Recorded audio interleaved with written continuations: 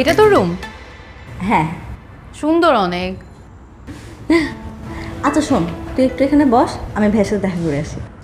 ওকে যা, তাড়াতাড়ি আসবি।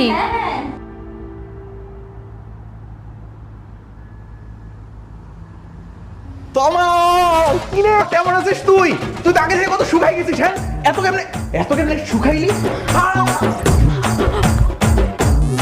সরি সরি সরি, আমি বুঝতে পারিনি।